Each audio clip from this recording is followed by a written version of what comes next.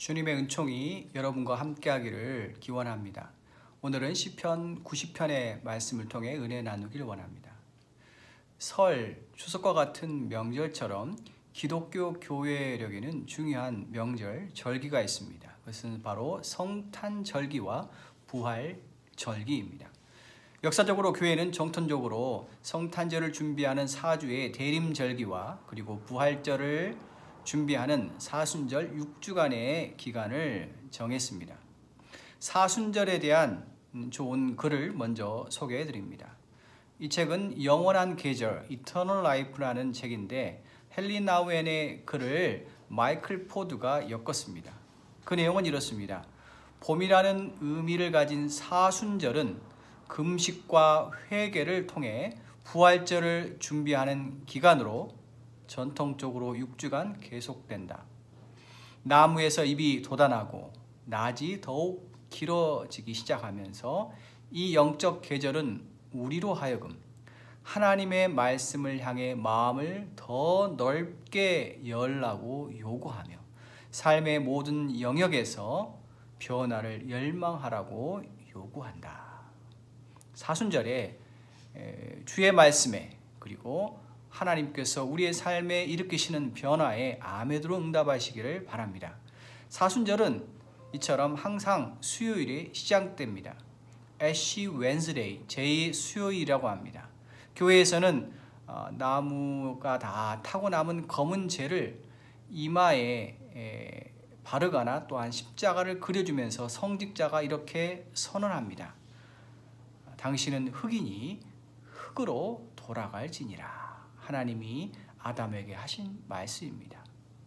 자, 재, 그리고 흙, 그리고 본문에서 언급되는 티클이 무엇을 의미하겠습니까?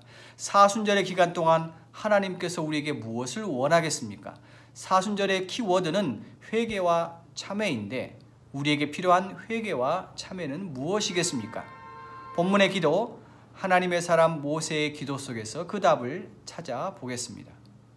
모세, 그는 누구입니까? 그는 이집트 왕자로서의 40년의 삶, 그리고 광야에서 양치기로 해서의 40년, 그리고 그의 나이 80세 때 그는 하나님을 만나고 그분으로 인하여 인생 사명을 발견하게 됩니다.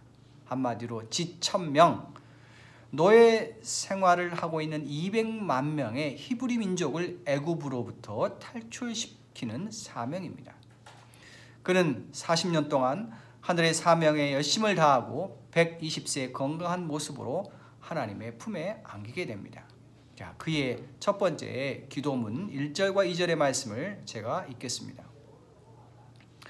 주여, 주는 대대의 우리의 거처가 되셨나이다.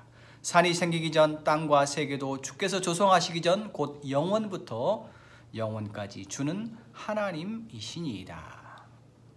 여기서 우리가 주의 집중해야 할 두 가지 단어가 있습니다. 첫 번째는 거처라는 단어입니다. 영어로는 dwelling place. 다시 말해서 피난처요, 안전한 집이요, 우리의 존재의 근원이 되시는 하나님을 말합니다. 다시 말해서 인간은 하나님께로부터 나와서 그리고 하나님께로 돌아갑니다. 인간의 참된 안식과 쉼은 하나님 아버지 품 안에 있을 때 가능하다는 의미입니다. 성 어거스틴이 그의 참여력에서 이렇게 고백합니다. 하나님을 발견하고 내 마음에 모시기 전까지 나에게는 참 안식이 없었습니다. 두 번째는 영원부터 영원까지라는 문구입니다. 다시 말해서 하나님이라는 존재, 그 영적인 존재의 특징을 우리에게 보여줍니다. 그것은 시간의 제약이 없는 것입니다. 영원한 존재예요. 영원한 생명이 하나님께는 있습니다. 이러한 하나님과는 비교되는 존재가 있다면 그것은 인간일 것입니다. 모세, 하나님의 사람, 창세기의 기자가 표현하기는 하나님의 친구였던 모세는 자기 자신의 인간됨, 인간 실존의 한계를 경험하면서 우리에게 고백합니다. 3절과 4절입니다. 주께서 사람을 티끌로 돌아가게 하시고 말씀하시기를 너희 인생들은 돌아가라 하셨사오니 주의 목전에는 천년이 지나간 어제 같으며 밤의 한 순간 같을 뿐임이다. 여기에서 두 단어가 나옵니다. 밤의 한순간 그리고 티클이라는 단어입니다. 이 의미는 바로 하나님의 영원한 생명과 비교하자면 참으로 허무하고 무익하다는 의미일 것입니다. 티끌이 상징하는 바가 무엇인지 저는 곰곰이 묵상해 보았습니다. 헨리 나우엔의 글에서 이렇게 티끌의 의미를 다른 의미로 해석하고 있습니다. 경청해 보시길 바랍니다. 탐닉은 현대 사회의 저변에 깊숙이 흐르는 상실감을 설명해주는 가장 적절한 단어이다.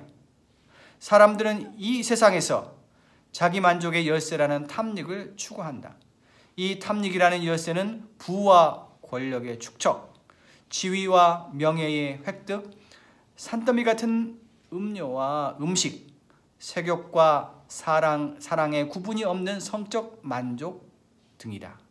탐닉은 인간에게 기대감을 만들어 주지만 그러한 기대감들은 인간의 가장 깊은 곳에 참된 갈망을 결코 채워줄 수 없을 것이다. 티끌의 의미, 헨리 나우엔은 그 티끌의 의미를 인간의 무의미한 탐닉을 그 티끌의 의미로 적용하고 있는 것입니다. 우리의 삶을 돌이켜 보시길 바랍니다. 우리는 무엇을 위해 이처럼 열심히 살아가고 있는지.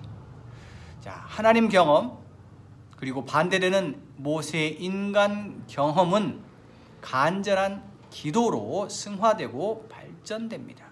그의 기도문이 17절에 이렇게 나와 있습니다. 주 우리 하나님의 은총을 우리에게 내리시사 우리의 손이 행한 일을 우리에게 경고하게 하소서. 우리의 손이 행한 일을 경고하게 하소서. 모세 하나님의 사람은 하나님의 영원하신 그 생명을 사모하며 그리고 자기 자신이 얼마나 헛된 존재인지 티끌로서 돌아갈 수밖에 없는 자신의 허무함과 그리고 유한함을 경험하고 기도합니다. 그의 첫 번째 기도는 하나님의 은총, 값없이 주시는 선물, 하나님의 은혜를 달라고 기도합니다. 두 번째, 그는 하나님 앞에 기도합니다. 우리의 손이 행한 일을 확고하게 세워 주십시오. 예수님의 친동생 유다는 유다서 1장 20절에서 이렇게 또한 우리에게 기도합니다. 사랑하는 자들아, 너희는 너희의 지극한 믿음 위에 자신을 세우라. 사랑하는 성도 여러분, 영원한 존재 하나님을 경험하시길 바랍니다. 티끌과 같은 나 자신, 무의미한 탐닉에 빠진 우리 자신을 직시하시길 바랍니다. 하나님의 은총을 기도하십시다. 우리 자신과 우리의 사명을 견고하게 세우십시다. 사순절에 놀라운 은총이 우리 가운데 넘쳐나게 될 것입니다. 마지막으로 헨리 나우엔의 솔직담백한 그의 고백을 인용합니다. 나는 탕자이다. 매번 나는 그 어디서도 찾을 수 없는 무조건적인 사랑을 강구하고 있다. 내가 참된 사랑이 있는 곳을 무시하고 오히려 다른 곳에서 그것을 찾으려고 계속 고집하는 이유는 무엇인가?